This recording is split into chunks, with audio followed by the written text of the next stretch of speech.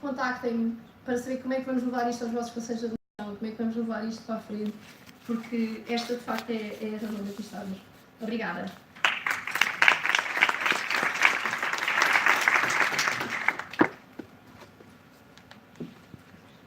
Muito boa tarde a todos, muito rapidamente, para não roubar aqui mais tempo, que de facto temos pouco tempo para o que temos pela frente. Queria só, em primeiro lugar, dar-vos as boas-vindas, agradecer-vos a todos pela vossa presença, e é exatamente como a Catarina disse, ou seja, quando soubemos que havia esta hipótese de ter o RAS Cisódia em Portugal e nos pediram se o auditório da Vieira da Almeida poderia estar disponível, não só dissemos imediatamente que sim, como ficaríamos mesmo muito contentes que hoje fosse o primeiro dia do movimento do capitalismo consciente em Portugal e, portanto, enfim, já vínhamos participando nessas conversas antigas, mas acreditamos que hoje, com a presença do RAS, vai ser mesmo possível começar a lançar essa semente em Portugal e fazê-la crescer dentro das nossas empresas e, portanto, convido-vos a todos a ouvir o RAS. The floor is yours.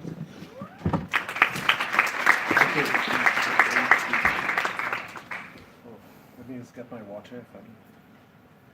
Where is it? You have to put it this way. Thank you. Good afternoon. Good afternoon. How is your English? Is it okay? Yeah. Yes. We have two choices. I can talk in Hindi or English. English is better? Okay. Very happy to be with all of you today. There's some people way in the back. We have nice seats, orchestra seats in the front, if you want to come at some point. It's wonderful to have you all join us. This is a beautiful occasion today on a beautiful day. The day before Thanksgiving. Tomorrow is Thanksgiving. Even here, do you celebrate? No. I heard all these ads for Black Friday though. Yeah. So that happens in USA right after Thanksgiving. So you got the bad thing, but not the good thing. Yes. But we have Conscious Capitalism chapters now in I think 18 countries and 37 US cities. So it's a movement that's 10 years old and it's growing, and we'll get into that in a few minutes. But before that, we're going to start with a little practice. We're going to talk about consciousness, and I'm from India, so we have to have some meditation. Yeah? Are you okay for that? Ready for that? Okay. For that, I'd like you to then get rid of anything that's in your lap. And sit up with your spine as straight as possible.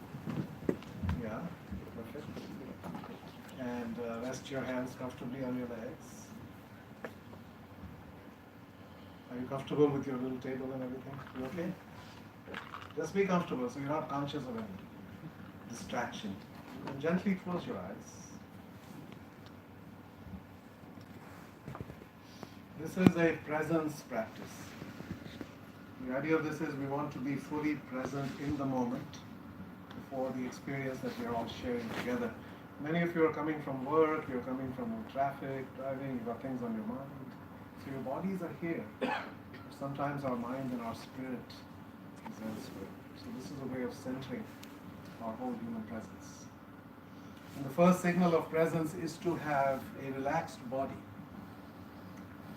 A good way to relax the body is to first unrelax it. So I'd like you to actually clench every muscle in your body from the top of your head down to your toes. Just tight, tight, tight, and then release. Again, clench every muscle, tight, tight, tight. Your face should be all squished up now. And release. If you feel some discomfort anywhere, any part of your body, just bring your attention there, clench and release. The second signal of presence is to have a calm and even breath. The state of our breathing reflects the state of our emotions, and you can also use your breathing to impact and calm our mind and our emotions. So just focus on your breath, incoming and outgoing breath, long, slow, even breaths. Just feel the sensation of the air as it comes into your nose. It's a little cooler, it's warmer when it leaves. Think of your breath as an infinity pattern. Just one continuous, long, slow gentle loop.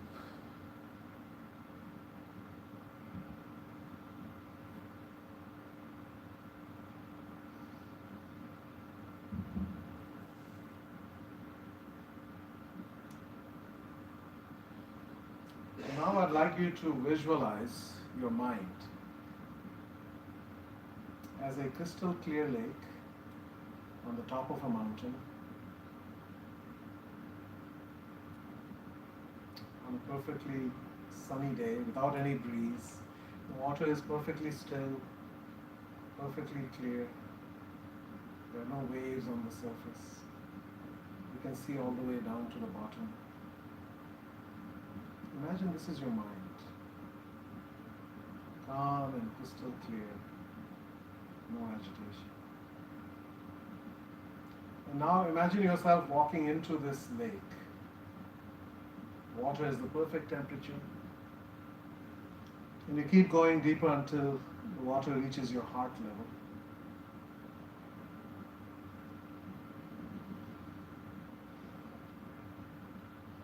Bring your attention to your heart, your physical heart, and feel gratitude towards your heart, which has been beating away for you ever since you were in your mother's womb. And now bring your attention to your emotional heart and feel that heart open up to connect with the people on either side of you, to all the people in this auditorium, in this beautiful city, and beyond. Feel a sense of oneness and connectedness with everybody. Humanity is one spirit. We are all connected.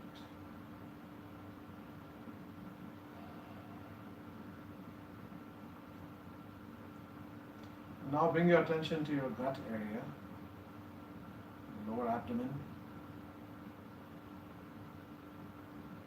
And I would like you to repeat after me, loudly, the reality of this moment.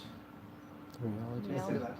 The reality of this moment Is that is that I have nothing to defend. I have nothing to defend. Just feel the relaxation from that thought in that part of the body. This is where we carry our feelings of protectiveness or defensiveness.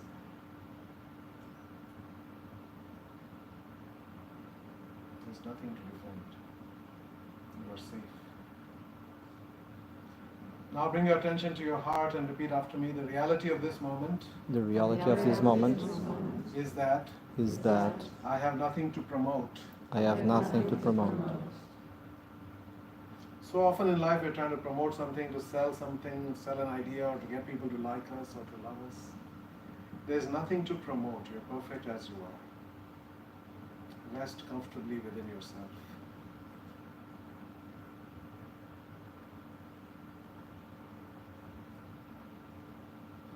Now bring your attention to your mind and repeat after me. The reality of this moment The reality of this moment is that I have nothing to fear. I have nothing to fear. You can feel the truth of that statement. Fear almost never exists in the present moment. It's almost always about something we are worried might happen in the future. There is nothing to fear. And now repeat after me. The only reality of this moment The only reality of this moment is that is that I am I am here now. now. Everything I need comes to me. Everything I need comes to me. Everything I need is within me. Everything I need is within me. Everything I need flows through me. Everything I need flows through me.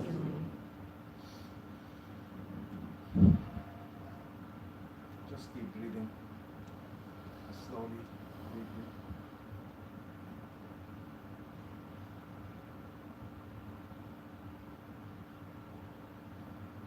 This is your state of presence. Nothing to defend, promote, or fear. We are all here together to do something collectively. Let's be in service of our highest intention for this gathering. Let's bring our highest selves here, fully present. Now when you're ready, rub your palms together vigorously and then gently massage your face, your forehead, your temples, your cheeks. One more time, rub your palms together and cup them over your eyes.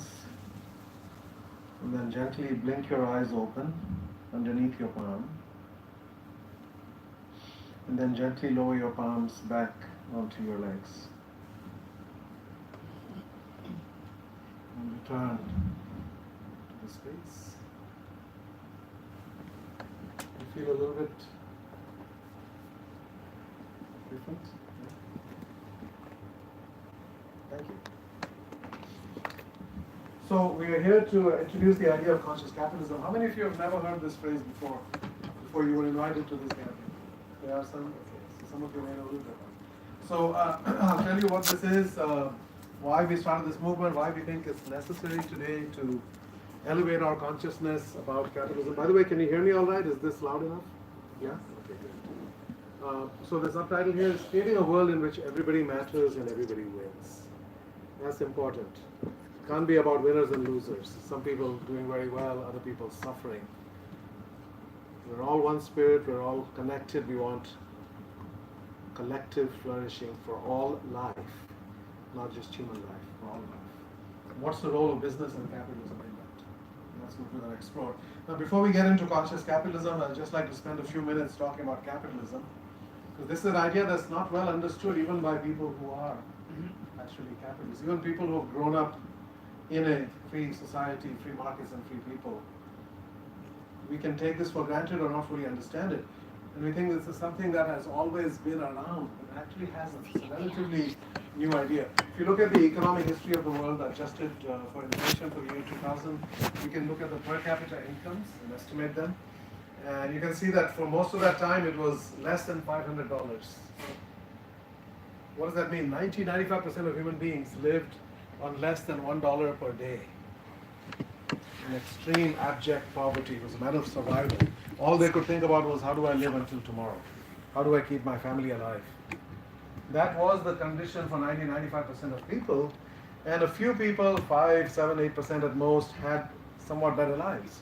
But they were born into those lives. They were the aristocracy or the landed gentry, right? Otherwise, you had really no opportunity to rise from where you were. And as you came out of the Dark Ages into the Renaissance, and the invention of printing, these were big steps ahead for humanity, finally waking up to our own divine potential, but it did not impact ordinary human beings. It was just some people in Italy and other places that were the beneficiaries of this. Another 200 years go by. We had the Age of Reason and the Enlightenment, Isaac Newton, Joseph Galileo, understanding the laws of nature, understanding our place in the universe. Huge breakthroughs or steps ahead for humanity. No impact on ordinary humans. Most people were illiterate and struggling to survive. So what finally changed for ordinary people were some things that came together very quickly in the 18th century, starting with the Industrial Revolution, which roughly around 1750 started in Scotland. And now we had a significant increase in the productive capacity. We could produce products at high quality, consistent quality, and at low cost. Mass production became a reality, right? So with that came a rise in prosperity. But that was a technological breakthrough. That wasn't enough. We also needed an intellectual breakthrough. And that also came from Scotland. So Scotland has given us a lot. I didn't realize how much Scotland has meant to humanity. I thought they invented golf and Scotch whiskey. Right? That's pretty good for a little country. But they gave us the Scottish Enlightenment, the Industrial Revolution, but also a great thinker named Adam Smith, who was a moral philosopher. He wrote a book called An Inquiry into the Nature and Causes of the Wealth of Nations. He's asking a very simple question. Why are some places prosperous and other places are extremely poor? What explains prosperity was his question. And most people would have said natural resources. We found that wasn't true. Others would have said the work ethic. Some places people are hardworking, again, not true. he found that what explained prosperity was freedom. Societies where individual human beings had greater freedom to determine their own lives, to focus on what they wanted to focus on, to build something that they were passionate about, and then to be able to trade with each other, that those societies were much more prosperous, that people could sense and meet each other's needs. So individuals pursuing their own best self-interest would make decisions that would lead to collective flourishing. So this is one of history's great, beautiful, positive insights, which is that freedom leads to prosperity. These are both important things. We want freedom and we want prosperity. They go together. It's not a choice. So the idea of the invisible hand of the market came out of that thinking, the power of the market. Just let people make their decisions, and most people will do things that will end up meeting each other's needs far better than a government or a bureaucrat or a monarch or a king or somebody can do. So that was an intellectual breakthrough. And those two things together were powerful, but they needed a third thing, because in Europe we really did not have the kind of freedom in most societies that you really needed to see this idea in action. Right? We still had a lot of monarchies here, we still had a lot of restrictions, we still had people being born into feudal kind of systems. So you didn't have true mobility. And that's why the birth of the United States that same year is a very important milestone as well. The United States is the only country we know that was created on the basis of a set of ideas. Most countries exist for other reasons, historical, political, ethnic, religious, geographic, whatever it is. US, because a group of people who believed passionately in religious freedom, political freedom, and economic freedom, heavily influenced by the Enlightenment thinkers of Europe. They came together and they wanted to form a country that was based on those ideas, and the Declaration of Independence encodes all of that, right into the DNA of that country. The common man in charge of his own destiny by right of law. And I do mean man, because women were excluded. Could not own property, could not vote, but the ideas were there, right? For freedom, ordinary people being in charge of their own destiny. And that combination of the oxygen of freedom, the intellectual breakthrough, the technological breakthrough, has enabled humanity to take off. You can see that in the next 200 years, everything has gone up dramatically. Per capita incomes are up 1,500% compared to historic norms, and much more than that in industrialized nations. Life expectancy was about 28 to 30 in 1800. Now it's about 74 worldwide. Our population first reached 1 billion in 1820. Now we're 7.4 billion. Literacy was 13%. Now it's 87%. Percentage of people living in extreme poverty, which is now $1.90 a day in today's dollars, was about 90% in 1800. It's down to about 8.8% now. So dramatic impact on billions of people. Longer, fuller, richer, more human lives. People being actually able to focus on not just survival, but actually living out a full human existence. Right? So capitalism has done a lot, more than any other idea, to lift humanity out of the dirt and give people dignity and respect and the ability to live a fuller life. So we believe in certain principles about business. And business fundamentally is good because it's rooted in the creation of value. If you don't create value, you don't survive. That's a corrective mechanism of the market. Right? Value for customers, for employees, for suppliers, for investors. Everybody has to ultimately benefit, otherwise the business will not endure. It is also ethical because it's based on voluntary exchange. You cannot force somebody to buy from you, to work for you, to supply to you, or to invest in you. They have to feel it's in their best interest too. So in that sense, everybody's better off with every single business transaction, because it's always voluntary. The government can force you to do something, and businesses cannot. And that's a huge thing. And therefore, if it's a legal product, this makes it ethical, fundamentally. But we say business is also noble because it elevates our existence. We're no longer living that animalistic existence, trying to just stay alive. There's an expression, this planet used to be molten lava, and today it sings opera. Where does that come from? Human beings being able to pursue their own higher capacities. Business has enabled billions of people to have that opportunity because it's also lifted people out of poverty. Before China opened up, 85% of Chinese people are living in extreme poverty. Today it's down to 1%. And they're not fully capitalistic. There's a hybrid of some kind. But they've harnessed the power of the market. Right? India, likewise, 500 million people lifted out of extreme poverty. Right? Governments cannot lift people out of poverty. Non-profits and religious organizations cannot do that. Business is what can sustainably lift people out of poverty. So that's the good news. However, we also have to recognize that there's a great deal of cynicism and distrust of business in the world today, especially big business. So this is Gallup's survey of trust in societal institutions over the last 40 plus years, almost 50 years now. And what you find when they ask the question, how much confidence do you have in big business, it's been going down quite a bit. It's only 16% in 2008, it's about 21% last year. This is in the US. So what does that say? 80% of Americans don't trust big business? Like any kind of corporation, it doesn't have to be a huge company, but anything other than a small mom and pop. Why are most people cynical and disengaged? Why is it that when companies get larger, people trust them less? And the bigger impact they have on your life, the less we trust them. And does it matter? See, when you're operating in cynicism and distrust, you cannot be creative, you cannot be innovative, you cannot even care for other people because you're in survival mode. And therefore, we don't get the ideas and the innovation that human beings are capable of and that we need. See, in the next 100 years, we cannot bring prosperity and modernity to the 9 billion human beings that will be here at some point, unless we reinvent everything. So we need all the creative power. It all has to come from human beings. Right? It doesn't come from anywhere else. And most people are disengaged. And also, that's a pretty miserable life if you're operating from cynicism and distrust for your work, right? If you want people to be happy and fulfilled, most people are not. So there's something gone wrong with the way that we have thought about and practiced business. So where did we go wrong? Where we took this idea that's rooted in human freedom and dignity, and somehow we've created a world in which most people are cynical and disengaged and unhappy. And I think the single biggest factor in that is this idea that profit is the only purpose of business.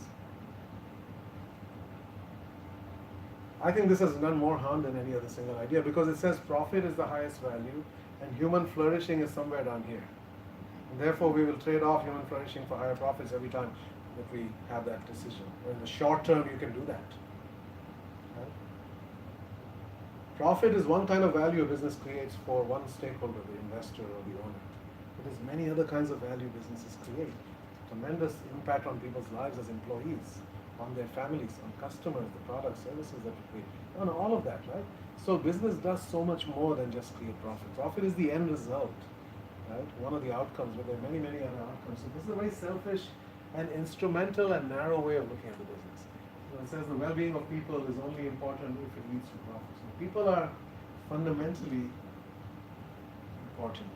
Well-being of people has to matter inherently, not just because it leads to profit. And here's the great irony, it doesn't work.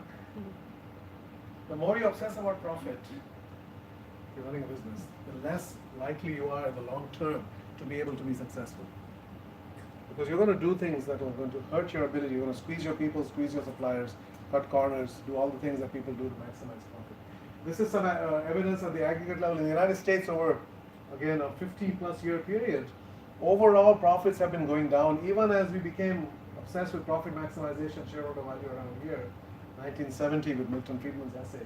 So shareholder value theory hasn't even worked on its own narrow terms. It's not resulted in making more profit. What it has done is resulted in making other stakeholders a lot less happy, have negative impacts on others, while we are pursuing only profit. And the profits that are made, where do they go? Less profits, but the profits that are being made are 54% over almost a 10-year period in the US for public companies were share buybacks. That means you're buying back your own stock. Right? What that means is that you're increasing the share price without creating any new value. Because you're reducing the number of outstanding shares, and therefore earnings per share goes up, and therefore your share price goes up. Right? So just a way of increasing the share price. That benefits who? The CEO, the CFO, anybody who has a lot of stock options. It's very, very incentivized to do something to increase the stock price. 37% goes to dividends, which is also today's shareholders. So that's 91% for today's shareholders that you're giving out right away. You're not investing in the future, and you're certainly not investing in employees and in other stakeholders. Right? In fact, in 2015-16, the US S&P 500 largest public companies actually spent more than 100% of their earnings on dividends and share buybacks. So again, this is saying you're not investing in the future, you're not investing in people, you're basically harvesting everything for today. You're acting like there's no need for further innovation or that everybody in the world has everything they need. They don't. 3 billion people still live on less than $3 a day. So there's a lot of needs still out there that businesses need to fulfill. But it's become very short term and very focused just on rewarding the shareholders. One indication of that is that we're not taking care of employees. In the US, again, a lot of my data is US centric, so there might be somewhat different numbers here. But in the US, over a 35-year period, worker pay is basically flat, and actually in the lower levels of worker pay it's down, while executive pay is way up. So the benefits and the fruits of capitalism are being very, very unevenly distributed. And that's leading to a lot of anger, resentment, hostility, and questioning. You know, more young Americans today think socialism is the right system and not capitalism because of things like this. We know socialism doesn't work, but people are so frustrated and angry about capitalism. So the way that we've been going, you know, we've been essentially committing suicide. The rules of the game have become cancers, they're killing us. If we continue like this, capitalism could be gone. We could have revolutions, right? Because the way in which we're operating the system. So the story of business is one that we have to get right. Calvin Coolidge said the business of America is business. He was the president during the Great Depression, or before the Great Depression.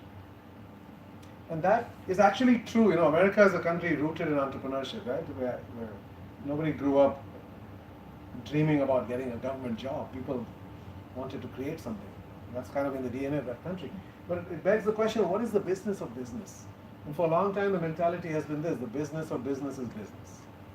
Right? Alfred Sloan, Milton Friedman, lots of other people, that he built General Motors into the largest company in the world at the time. There's another way to think about this, which is Herb Kelleher, who built Southwest Airlines into the most successful airline in the history of the world. 50 years old, consistently growing every year, consistently profitable, never lost any money, never laid off a single employee, never had a strike. Stock market symbol is love, LUV. Had their first passenger casualty this year after 50 years as an airline. Tremendous, tremendous company. Built on love and care. And Herb Kelleher, the founder who built this company, great leader, said the business of business is people. Yesterday, today, and forever. There's one thing you want to remember from today. Business of business is people. It's all about people. Put people at the center. I'm here to attend this UniAPAC conference that's happening, Catholic Business Leaders, right? The Catholic social doctrine, human dignity at the center of everything that we do. That has to be ultimately what drives us. So this is a philosophy that we need to think about. So that's one set of factors. The story of business that we have told ourselves has not been very inspiring and has actually not even been accurate. That's not how you build great businesses. Another set of factors that I'll touch upon briefly is that the world has changed so much in the last 20 years in our lifetime. And even that which used to work or seemed to work doesn't work anymore because of all the things that have changed. People have evolved and the world has changed, and businesses haven't adapted to all this change. It's like we're still using the mindset and an operating model, if you will, that was developed during the 19th century, using the military as the organizing metaphor. Because when we started to have corporations of any size, there were no models. How do you run and lead and manage and organize large numbers of people? The only models were armies. And so we borrowed everything from the armies, the hierarchical organization structure, command and control approach to leadership, strategy, tactics, operations, front lines, headquarters, staff line. These are all military terms. They're all part of the business language now. But with that has come a mentality, business as some kind of war. Competitors are your enemy. Customers are the prize. Employees are like your soldiers. Business is not war. Business is the ultimate win-win game in the world. War is the ultimate lose-lose game in the world.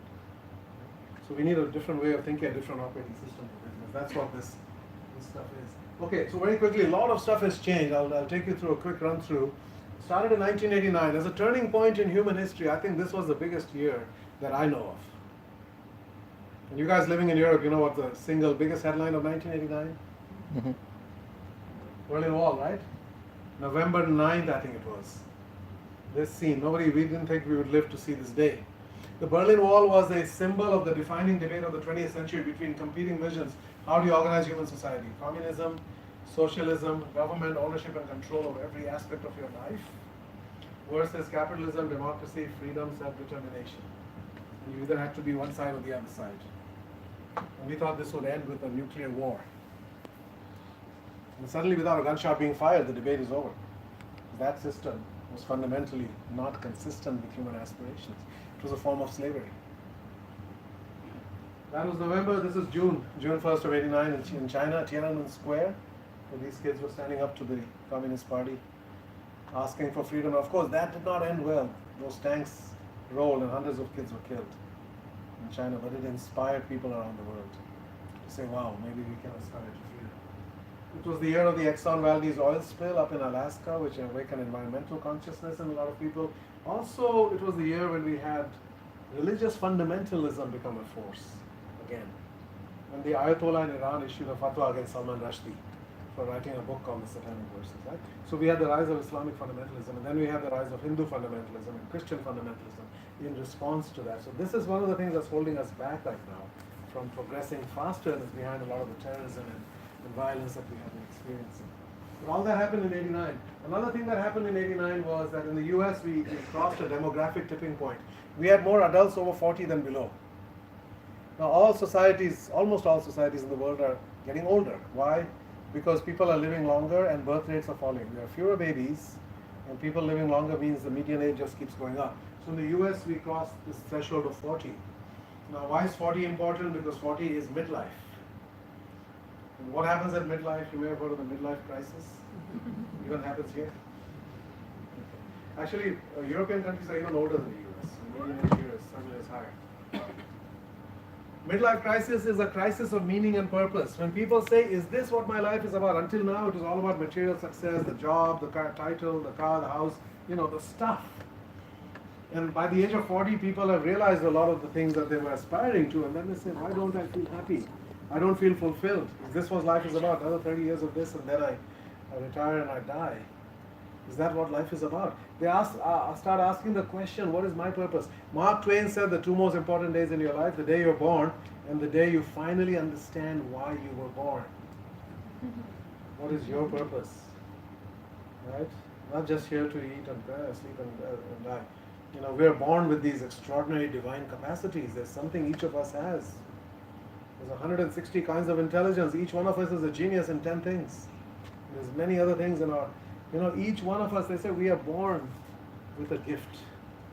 Unfortunately, most of us are born and we live and we die with our music still inside us. We never get the chance. So what is my purpose? This becomes a real urgent question when you reach midlife. Right? So people become much more purpose-driven. So this has happened all over the world. Most societies are aging because this phenomenon is happening everywhere. So most people around the world care deeply about purpose. This also happened in 1989. So this guy invented something that year, Tim Berners-Lee, the World Wide Web, that changed the lives of everybody in this room and just about everybody on this planet. True? Because of the web. Some of you may not even remember the world before the web. Right? But because of this, the ordinary person today has access to more information instantaneously at their fingertips, anytime, any place, on any subject for free than the richest billionaire in the world did 20 years ago. True? It's not an exaggeration, right? And then I had a question the other day, and my daughter got the answer in like half a second. I said, how do you do that? And she said, Dad, what did you guys do in the old days? I can't even remember the old days. Like we had a question. Today, if you want to know, you can find out, right? Everybody's informed. Our customers, our employees, everybody knows everything that's happening inside the company, inside a government, inside anywhere. There are no secrets. We operate with complete transparency, and we're incredibly well informed now, right? So this changes the world for businesses and for everybody else. We're also incredibly connected. 1995, half the people on this planet had never made a single phone call in their lifetime, and now we have more phone numbers than we have people. And we have 3 billion people on social media. What it means is that we're all connected together in a way we've never been connected together. And therefore there's an infrastructure that all of humanity is sharing this shared central nervous system. Like anything happening anywhere can be known and acted upon anywhere else. You can have Arab Springs and meetups and flash mobs and women's marches and all these things that happen. There's an underlying infrastructure that enables human passion, human energy to coalesce. Everybody can be an activist and make things happen. And again, this applies to all of our stakeholders. We're also becoming more intelligent.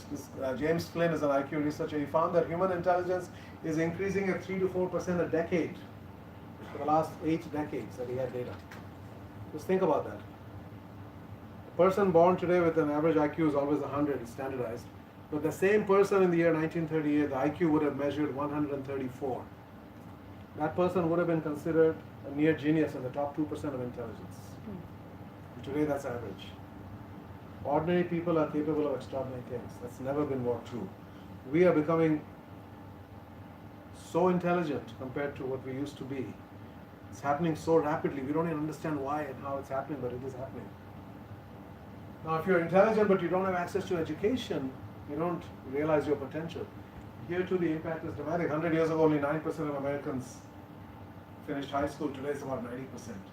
And of those who finished high school, only 20% went to college. Today, it's about 50-60% have some college. And of those who went to college, 80% used to be men. Today, it's about 60% women. And of those women who went to college, only 80% went to nursing and education. Today, women outnumber men in law school, in medical school, all the professions, even in business school now, we're starting to have more women. And this is going to fundamentally transform society because education is the great equalizer. In a complex modern world where more and more things require higher education, women not only outnumber men, they also graduate at a higher rate and get better grades. So every white-collar profession on this planet will be numerically dominated by women in years to come. And with that will come many more women in leadership, and with that will come a shift in societal values. The rise of feminine values, I think, is the biggest single story of this century.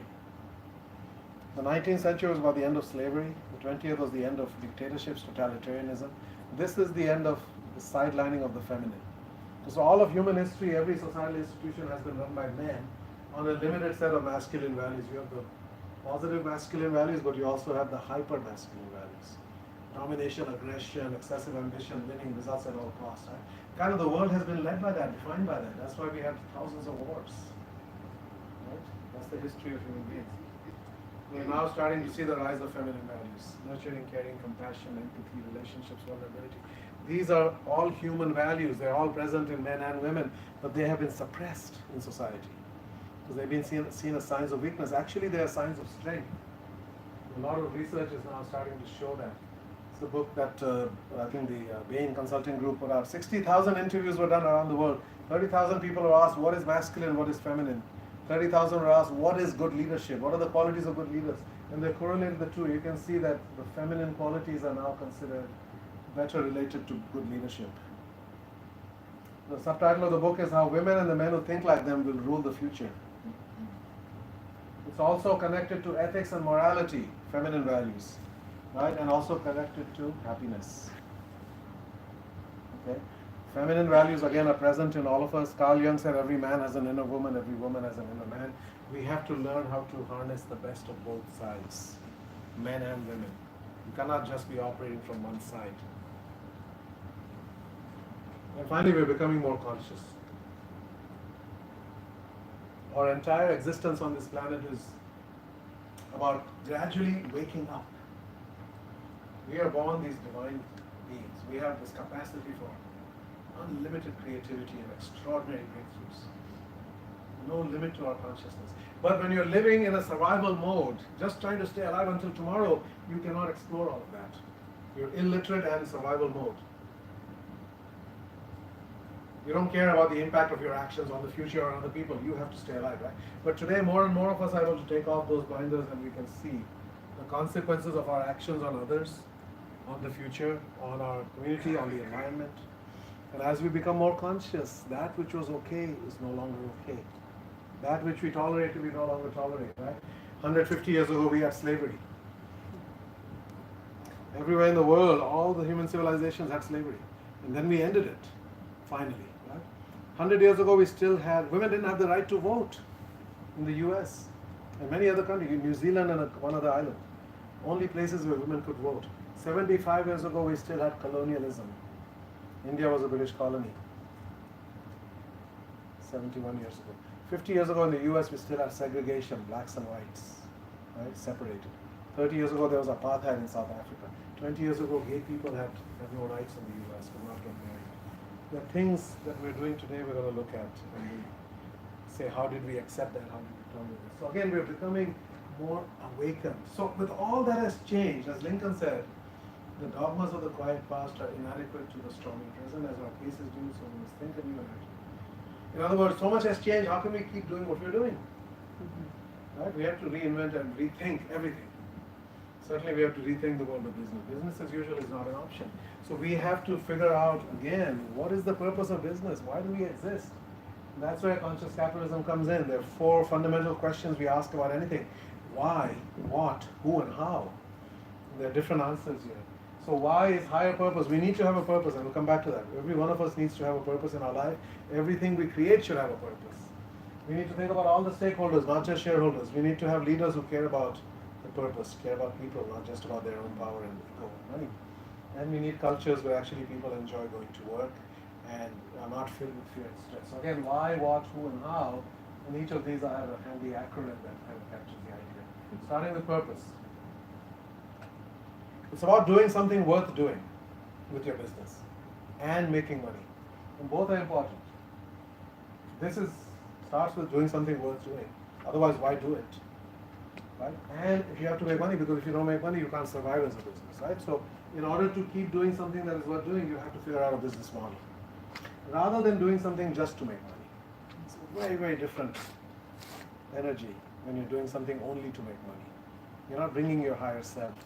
You don't bring your passion. You don't bring your, none of that, right? It's just a way to make money. So power is the difference, the power of purpose, the difference we're trying to make in the world. It drives everything we do. It matters to all our stakeholders. People care about purpose today more than ever before.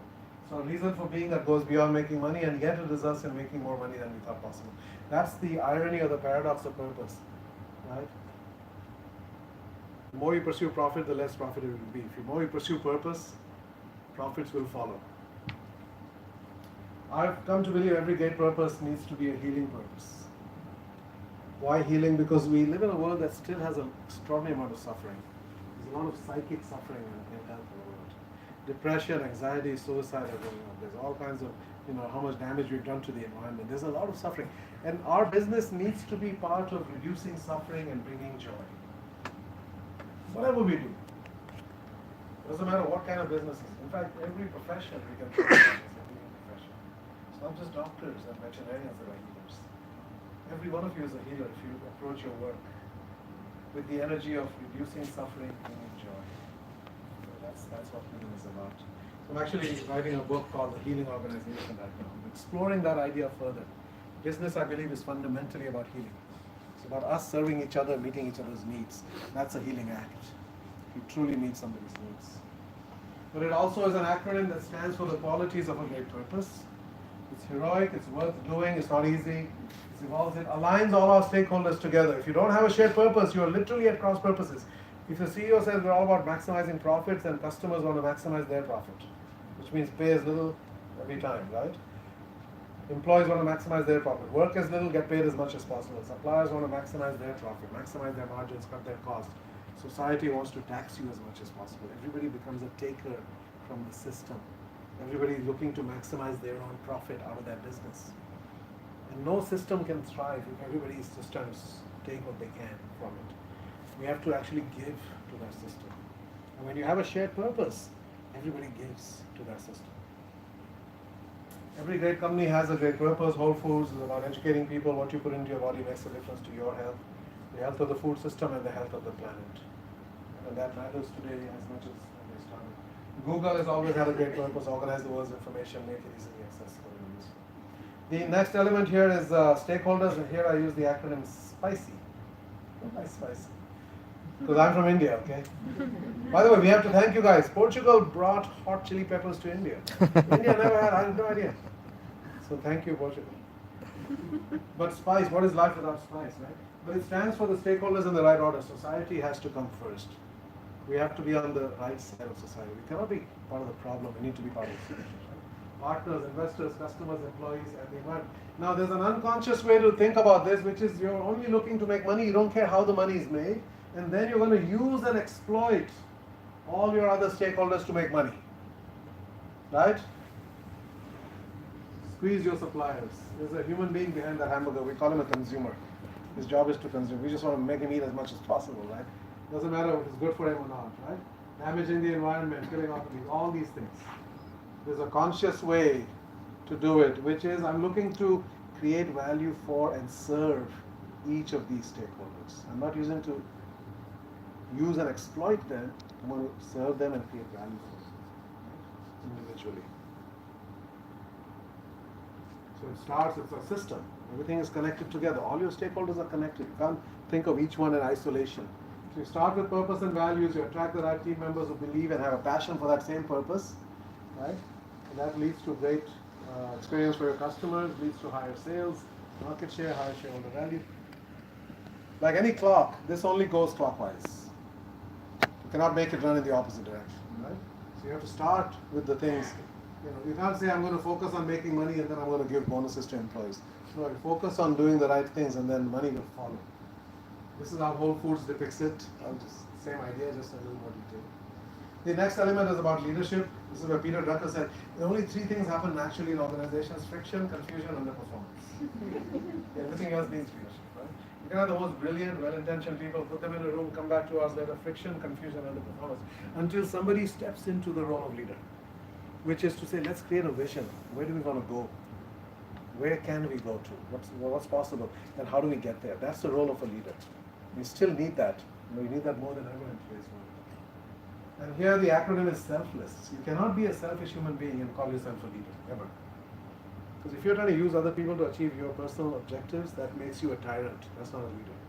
A true leader is there to take people to a better place, which means they have to go beyond the self.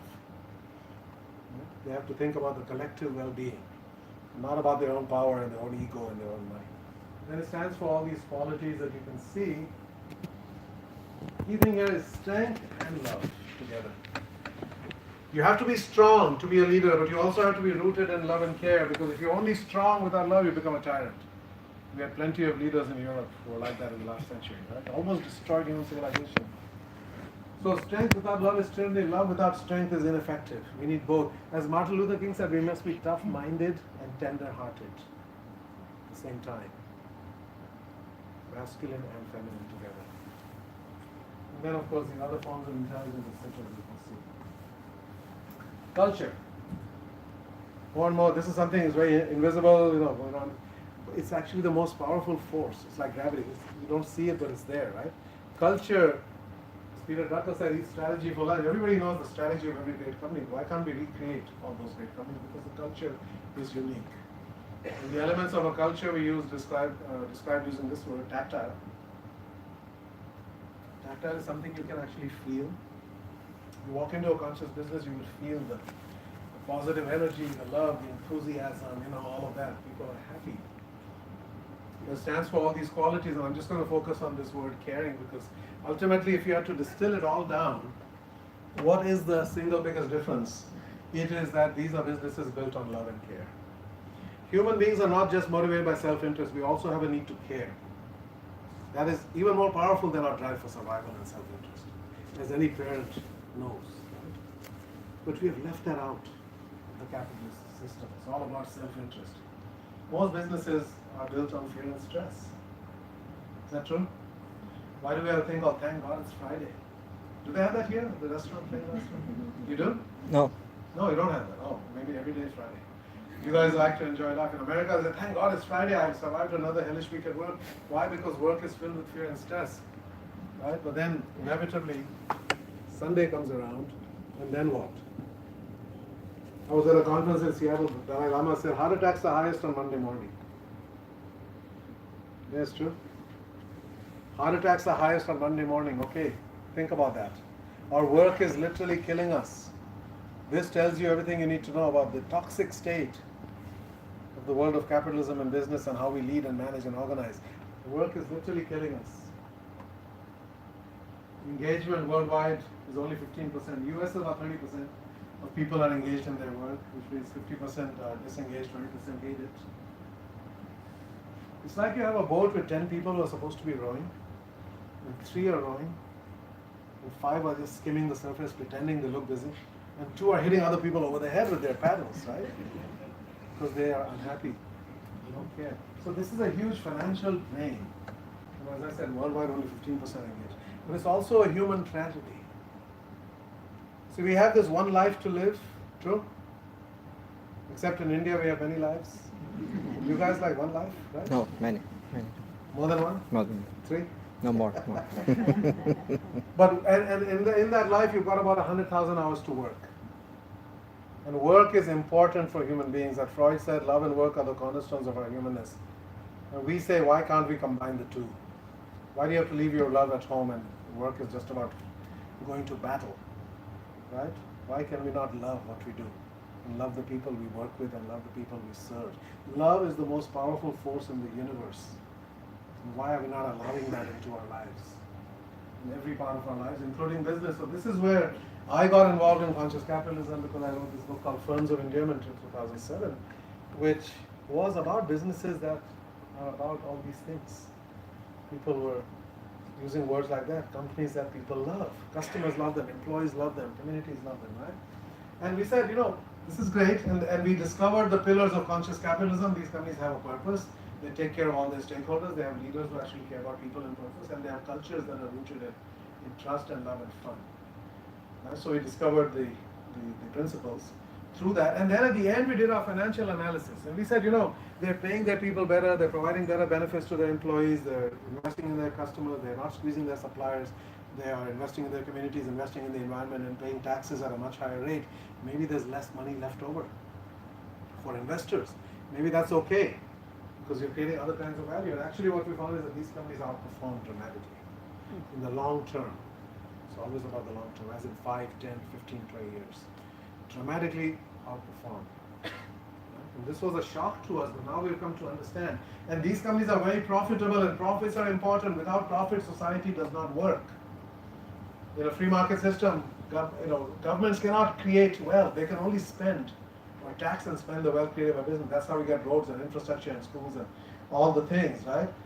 So profit is essential. It is socially irresponsible not to be profitable in this business. And these companies are very profitable, but it matters how you make the money. Because you can make money in many ways, right? One is by squeezing your employees, squeezing your suppliers, damaging the environment, etc. Or you can make it by creating positive value for everybody, for all different dimensions. Because businesses create, but they also destroy wealth. It's not just financial, it's intellectual capital, social capital, emotional well-being, operating from love and care, and not fear, stress. Spiritual well-being, having meaning and purpose in my life, impact on the culture, impact on our bodies, impact on the environment. Conscious business tries to have a positive impact in all these areas. Traditional businesses say we're just about making money, and everything else that happens is a side effect, right? The fact is there's no such thing on this planet called a side effect, right? We do things and there are effects. So this is about doing business with a spectrum of positive effects. And we have all these areas where we're having it does exist, so we know that this is possible. So this kind of captures the mentality that we've had for a long time, right? I mean, this, most of us in this room are some of the lucky people on this planet. There's billions of people struggling to survive. But the reality is that we are actually all in the same boat. Our fates are intertwined. This planet is one system. Okay, there's no there. You can't send away your pollution. You can't send away anything. It's all ultimately one system. It comes around, right? And humanity is all one spirit. So we have to start acting this way. That's what our movement is about. So 10 years after we started this, we can really say that this works. The more we study it, the more we realize it works, and it works for everybody, and that's important. That's extremely, it has to work for everybody. If it is not a win unless it's a win-win. Everybody has to win. And it works for a lot of very basic business reasons in terms of sales and margins, and marketing costs are lower, and employee turnover is lower, and employee passion and engagement, all these things are high.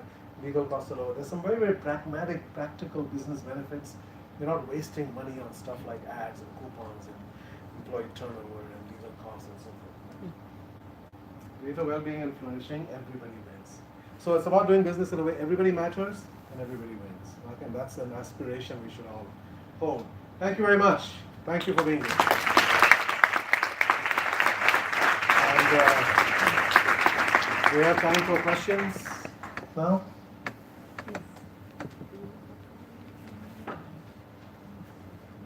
Raj, Yes. yes, I have a question. Yeah. For the most people that are here, probably this is the first time. Yeah. How do they start if they want? How do you start? So if you buy into the idea, well, two things you have to ask yourself, right? There's an intellectual connection. You see this, it makes sense to you, and then you see the profit. They are more profitable. You say, okay, let's do it because of that. If that is the only reason to do this, if you only want to do it because you think it's a better profit strategy, I would warn you, it probably will not work. Because you have to want to do this for the right reasons. You have to want to do this because the well-being of human beings is fundamentally important. Because the future of the planet is fundamentally important. Because all those things that we talked about, right, are inherently important. And you have to believe that if I do the right things, the right outcomes will happen. So again, you have to not just understand this intellectually, but understand this from your heart and your soul. You have to feel a physical reaction to the idea. Okay? If not, then you're not ready. If you don't have a conscious leader, you cannot have a conscious company. You cannot build a conscious company if you haven't worked on your own consciousness. And if you're not there yet, that's fine. But examine your own reasons for being, your own personal purpose, your own values. Why are you in business? Why are you doing what you're doing? What makes you get out of bed in the morning? What would give your life more meaning and more? What would give you greater fulfillment? So with that as a backdrop, if you are eager to do this for the right reasons, then there's lots of support available. So we have a Conscious Capitalism field guide, which we just published earlier this year. Tools for transforming the organization. It goes through a systematic process. We're starting with an audit, assess where you are today, how are you doing on all these 4 different dimensions. Typically, we start with purpose, start with why, always examine the question, what is our reason for being, right? And you can discover that by going back into the history of the business or something that could be completely brand new, but it has to be something that excites, energizes, and moves people to action.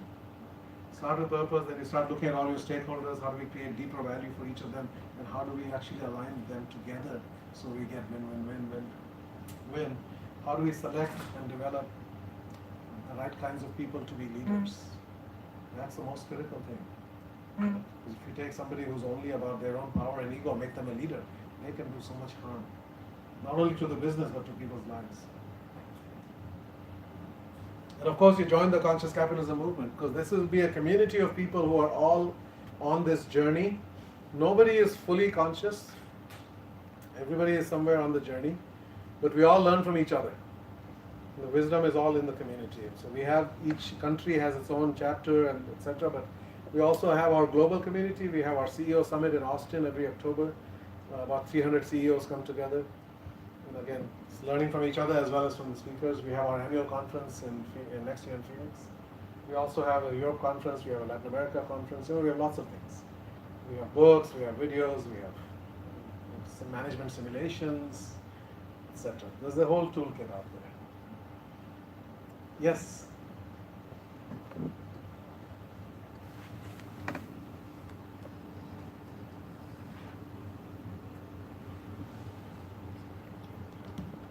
Hello, Susana Carvalho.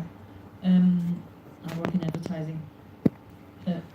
Most of the service companies, they have clients, right? So even if you have conscious leaders in a service company, you can't simply throw away most of your clients if they don't want to do it.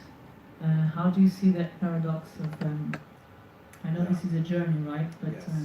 Can you change from inside and start slowly changing? How do you see this? Caring culture, all of those elements. Then gradually you can start influencing your supply chain upstream and downstream. People you buy from and the people you sell to. Right? And you can do that through example, through inspiration. You can do that by making them aware of these ideas and bringing them to events and conferences. right? Doing shared learning journeys, for example. You can also do that by being selective. So we have actually an ad agency in our network, GSD&M, Idea City in Austin, Texas. One of the very successful ad agencies. So they did Walmart and BMW and Southwest Airlines and a bunch of blue chip, John Deere and a bunch of other clients, right? At some point they discovered this power of purpose. And they reinvented themselves as a purpose-driven ad agency. And they said, we're only going to work with companies that have a higher purpose from now on, right? But if you don't have a higher purpose, we will help you figure out what that is, right? So they also created the Purpose Institute next to the agency. So you can take people who are already there today, or we'll get you on the path, right? So it's not about good guys and bad guys, just people who are at different stages and they haven't yet come to this. So how do we help move them along at a pace that is comfortable for them?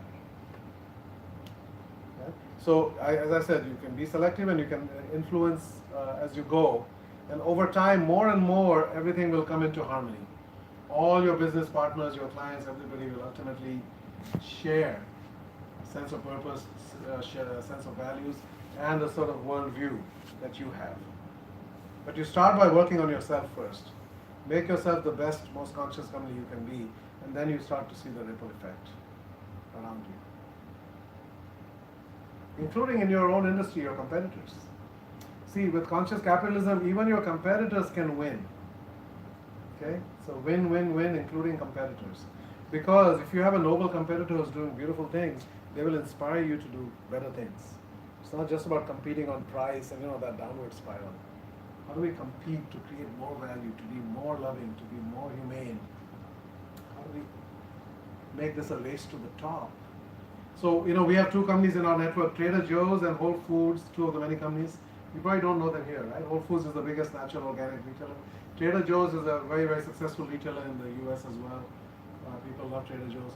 So we have the CEO of Whole Foods and the president of Trader Joe's at our conference, meeting each other for the first time.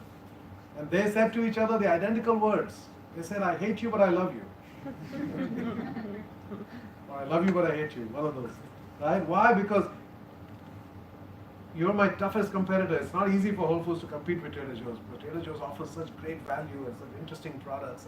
And it's not easy for Trader Joe's to compete with Whole Foods because everything is natural and organic and highest quality possible, etc. But they say, you make me better every day. Every day that I need to figure out how I can compete, I become better. Right? So that's how it should be. Right? We raise each other up. That's healthy competition. As opposed to how can I destroy you? Right? That's the old energy of war. More questions? Yeah.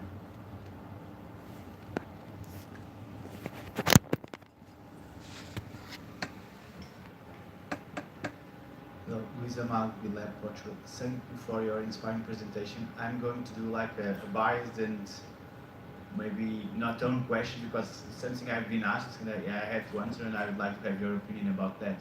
So how does it go? How do you see the B Corp movement together with the conscious capitalism? Maybe following up on what you're saying or not? Oh, absolutely. How you see it? Because I've been asked by a student about this. And I'm just pushing the question to you so I can answer it properly. Of course. So we are very, very aligned with B Corp. So in our new Conscious Capitalism field guide, we have an appendix written by the founder of B Corp, J. Cohen Gilbert. And we have said publicly now, every B Corp is a conscious company as far as we're concerned. Right? And we are recommending to all conscious companies that they become B corporations. That they go through the certification process and the assessment process, etc. J. Cohen Gilbert, the founder of B Corp, will be on our board of directors for Conscious Capitalism. So we see them as a very important fellow traveler that is enabling this to happen for companies and holding themselves accountable. Right? And also maybe at some level creating some kind of legal protection. Because if you are officially, and I don't think this can happen in Europe yet, in the US there are 38 states where you can incorporate as a B Corp. That gives you some protection from another hostile investor or somebody else who comes along who's only looking at shareholder value. You can say, well, as a B Corp, we are committed to creating stakeholder value. We cannot only look at one thing, we have to look at the whole. And if you're giving a slightly higher valuation for the shareholder, but it's going to negatively impact our employees and our communities, then we have protection. See, right now, companies don't have protection. public companies in the US can be attacked by activist investors. Whole Foods was almost destroyed last year by an activist investor who bought 9% of the shares. And with that had the power to issue proxies and demanded from Whole Foods that they fire the majority of their board members, that they lay off 25,000 employees, right? And that they put themselves up for sale to a regular supermarket chain. And this was like blackmail, it's like the mafia coming with a ransom note. And they didn't have any good protection against that. So I think B Corp is a great thing, and we are we're great friends with them, and we are partners. That was my answer. Thank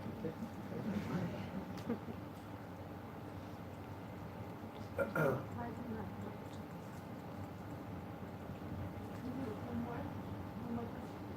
I'm here. I have no limit. Yes. Can you tell us a little bit how do you promote these ideas within a major company, a multinational company? How can you spread it up to the board? So, the way that our movement typically works is we don't actively try to go inside companies and spread endgame. We have our movement, we have our events, we have our books, we have all the media interviews, all the things that happen, and then people discover this on their own, right? And then they come to us, they come to our conference just out of curiosity and listen, and then over time they might get interested. That's one way it happens. Another way it happens, there might be, if not the CEO, maybe somebody relatively higher up gets exposed to these ideas and then can tell the CEO. It is critical ultimately for the CEO and the board of directors, if it's a public company, to be part of this journey. You cannot transform a company from the bottom up or even from the middle out. You can create a little island of consciousness. If you're a great human, a conscious leader, and then within your little division of the people that you directly lead, you can create a little oasis, right, of consciousness. But it's not going to spread. It has to come, the CEO has to passionately believe in it for the right reasons, as I said earlier. They have to have what we call courageous patience. This is not something that will change next quarter or even next year. It takes 2 or 3 years to start to see the benefits. You have to invest before you see the returns. Right? So in the short term, you might see a decline in profits, for example, if you start changing the way you pay your people, if you start changing a lot of these policies. But over time, you start to see the benefits. It does take courage to be patient, especially if you're a public company. If you're a private company, family owned, that's great. That gives you a lot of protection from those forces. That answer your question? Yes, thank you. We'll do just one last one and maybe do the rest outside. Sure, and then I have a little practice I want to end with before we go. One more practice.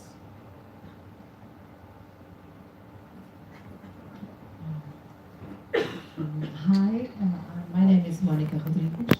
Thank you for your sharing, and it's quite inspiring for all of us, I think. My question relates a bit about the spread of this movement. Have you ever been to China? I have been 3 or 4 times, yeah. Yes, and what is the Well, revenue? Yeah, so I think China, the last time I went was maybe 3 years ago. So I think they are also slowly starting to realize the toxic consequences, especially environmentally, of that old mentality, right? There are cities that are the air quality, the water quality, we've read all those stories, right? So they are now starting to see that, and therefore now they're starting to change. But until a few years ago, but there are 2 things. China does not really have free market capitalism fully, right? It's a form of state capitalism in a way. It's a unique hybrid. Everybody's trying to understand it. But they are so relatively new to capitalism itself. Like when I had Chinese students in my class, they just didn't understand. So they thought, capitalism is about making money and getting rich. So why are you changing the rules? We just discovered, and Deng Xiaoping said to be rich is glorious to get rich or something like that, right? In 1980 when they made the switch.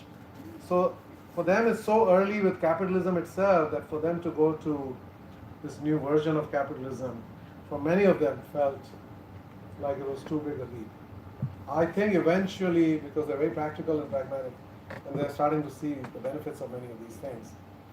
I'm hopeful that eventually they will also get it, but so far we haven't seen any real interest from China in this.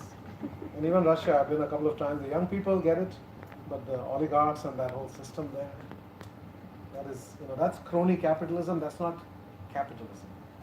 Crony capitalism is what we call crapitalism. Okay? It's not real free markets and free people. That's what they have there. Okay, thank you. So we have a few minutes. I'd like to leave you with a little practice.